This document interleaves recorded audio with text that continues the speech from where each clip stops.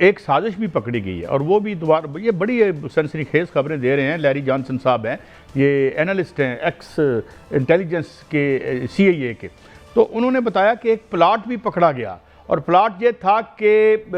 Important जो members हैं इनको असैसिनेट करने का प्लाट था, जो कि पाकिस्तानी एजेंसियों ने और चाइनीज़ एजेंसियों ने उसको अनर्थ कर लिया। और फिर ही डिप्लोमेटिक अंदाज में जो उसने लफ्ज़ इस्तेमाल किए, दो एक एस्कोबार, पेप एस्कोबार है, गालबन एक जर्नलिस्ट है, वेल नोन है इंटरनेशनली, और एक ये लैरी जॉनसन साहब जो कि अब एक यानी चैनल पे भी गुफ्तगू फरमाते हैं, इससे पहले इंटेलिजेंस के आदमी थे। तो वो कहते हैं कि पाकिस्तान ने उनको ये बड़ी क्लियर टर्म्स में ये मैसेज दिया कि ये इस किस्म की अगर आपने कोई एडवेंचर किया तो ये यूँ समझ लें कि हमारे ऊपर हमला होगा। और ये भी बहुत बड़ी बात, और इसमें जो इम्पॉर्टेंट लोग हैं वो तो गालिबाफ साहब के हवाले से और इराकची साहब के हवाले से, लेकिन उनसे तो खैर कोई बैद नहीं है ना, वो तो टेबल पर बैठे हुए जब मुज़ाकरात हो रहे होते थे तो वो तो एक जंगल का कानून है, और वहाँ पर तो एक वैशी जो लोग जो ये एक्सट्रीम राइट विंग जो भी ज़ायनिस्ट हैं, जो भी आप कहते हैं, ये तो किसी अखलाक, असूल, ज़ाब्ता, कानून या कोई इंटरनेशनल लॉज को तो ये मानते नहीं है, खुद जराइम पेशा है, मतलूब है, आलमी सतह पे भी मतलूब है और मकामी सतह पे भी मतलूब है। तो ये पाकिस्तान ने अनर्थ किया, और बड़ा क्लियरली मैंने ये खुद सुना उनका ये वीलॉग कि इस पर पाकिस्तान ने बाकायदा बड़ा सख्त मैसेज भेजा, चाइना ने भी बड़ा सख्त मैसेज भेजा, तो ये भी हुआ। यानी आखिरी वक्त तक इजराइल अगर दो और साजिशों का जिक्र मैं भी कर दूं, दो और साजिशें हुई हैं जो कि पकड़ी गई हैं, बर वक्त पकड़ी गई, और पाकिस्तान ने बड़ा सख्त उसका जवाब दिया बाकायदा तौर पे। और उसमें जो है वो इजराइल और दूसरा स्पाइलर इंडिया उसमें शामिल था, और दोनों बीगी बिल्ली बनकर और गीदड़ की तरह छुप गए। वो दो शरारतें ये हुई थी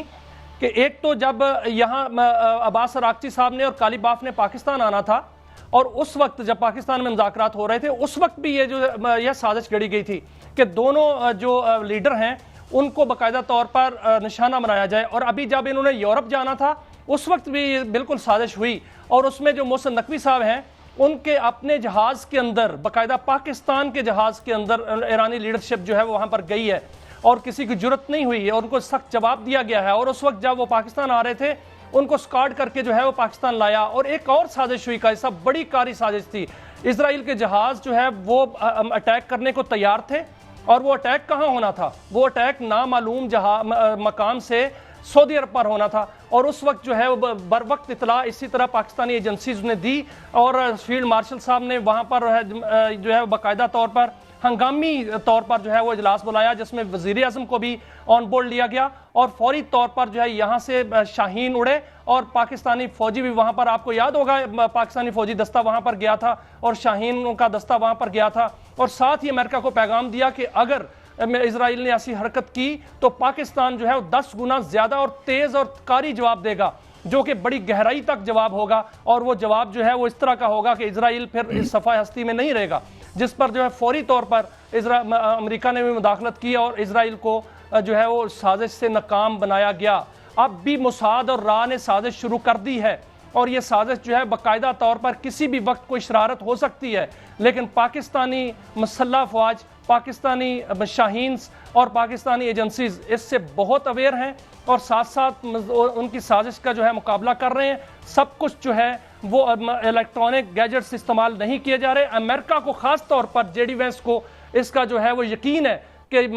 जो इजराइल है ये कोई साजिश कर सकता है। यूरोप के अंदर बाकायदा मोसाद ने एक पूरा प्लान बनाया हुआ था, वहाँ पर रॉ के एजेंट्स पहुँचे हुए थे, और उनका यही था, जिस तरह इस्माइल हानिया को जो निशाना बनाया गया था, या कतर के अंदर हमास की लीडरशिप को निशाना बनाया गया था, इस तरह निशाना बनाए जाने का एक साजिश थी जो कि पाकिस्तान ने नाकाम बनाई। और अगर ये भी वहाँ पर जो हमारे जर्नलिस्ट थे उन्होंने अगर देखा हो तो जहाँ मुज़ाकरात हो रहे थे वहाँ सिक्योरिटी किसकी थी, ये भी ज़रा देख ली जाए, क्योंकि पाकिस्तान ने ना सिर्फ सालसी की है, बाकायदा हिफाजत भी की है। और यही वजह है कि जो ईरानी सदर हैं वो कल इजहार तशक्कर के लिए पाकिस्तान आ रहे हैं। काजी साहब, अच्छा मियाँ साहब, इसमें ना 2-3 बातें जो बड़ी बड़ी डेमोन्स्ट्रेट हुई हैं। एक तो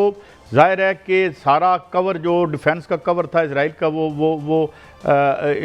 अमेरिका का था। सेकेंडली, जब ये इन्होंने सख्त बयानात देने शुरू किए ट्रंप साहब ने, तो फिर ये बताया जाता है कि डीप स्टेट ने इंटरवीन करके बताया कि अगर इस वक्त जंग शुरू होती है तो आपके पास ईरान के मिसाइल्स का कोई जवाब नहीं है, आपके पास कोई इंटरसेप्टर नहीं है, और वो इजराइल और दाएं बाएं जितने आपके अड्डे वड्डे रह उड़ गए हैं इनको तबाह और बर्बाद कर देगा। तो ये एक वजह ये भी हुई है। और ये देखें, ये मैं शुरू से जो हम देख रहे थे कि कितना इंटेलिजेंटली ड्रोन्स के ज़रिए डिप्लीट करवाया, उनको ब्लीड किया, उनके जो उनके पास हिफाजती थे अपना मिसाइल या इंटरसेप्टर, वो पहले तो कहते थे जी 10% भी नहीं जा रहे, 5% भी नहीं जा रहे। फिर जब वो डिप्लीशन हुई और बहुत बड़ी उसकी एक कास्ट भी इनकर की, वो बड़े महंगे इंटरसेप्टर थे ईरान के मुकाबले में। तो ये एक बड़ा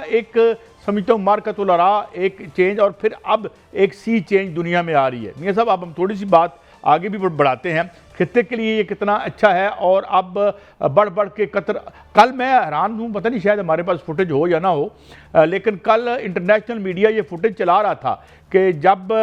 कतर के वज़ीर ख़ारजा आए तो वो मिले, शहबाज शरीफ साहब को मिले और हमारे फील्ड मार्शल साहब को मिले, तो वो उन्होंने जेडी वैंस ने आगे बढ़ के हाथ मिलाने की कोशिश की कतर के वजीर खारजा से, तो कतर के वजीर खारजा ने उसकी तरफ देखे ही नहीं। ये बड़ा दुनिया में चलाया गया कि जीडी यानी आता के, इसका मतलब ये है कि जो कतर है वो ऑलरेडी इन्फॉर्म कर चुका है कि यहाँ से अपने ये, क्योंकि सबसे बड़ी जो खतरे की घंटी है कतर के लिए, वो सबसे बड़ी उसकी बेस कतर में है। तो कतर में उसने बड़ा कोल्ड शोल्डर दिया और बड़ा एक डिप्लोमेटिक स्नब थी जो उन्होंने की, हम बार बार देख रहे थे। और जेडी वैंस को बड़ी एम्बैरेसमेंट भी हुई इसके साथ। देखिए, उसके बाद इसमें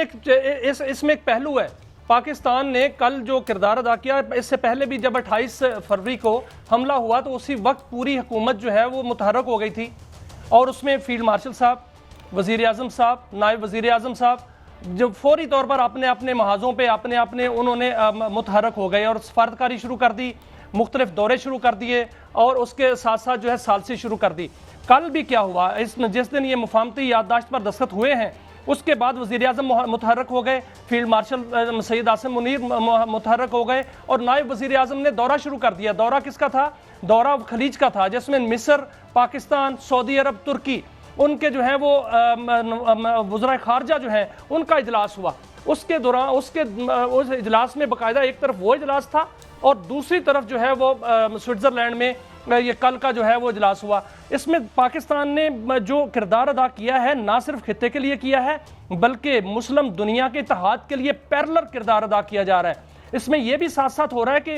ये जब 60 दिन मुकम्मल हो जाएंगे, मुआहदा हो जाएगा, तो उस वक्त मुस्लिम दुनिया को इकट्ठा कैसे करना है, क्योंकि स्पॉइलर जो है साहब एक ब्रेक है, वो आराम से नहीं बैठेगा। जो अमेरिका ये तो देखें अम्ब्रेला जो है वो सिक्योरिटी अम्ब्रेला वो खलीजी ममालिक नहीं लेना चाहिए। मैं एक ब्रेक की तरफ बढ़ रहा हूँ, पाकिस्तान देगा।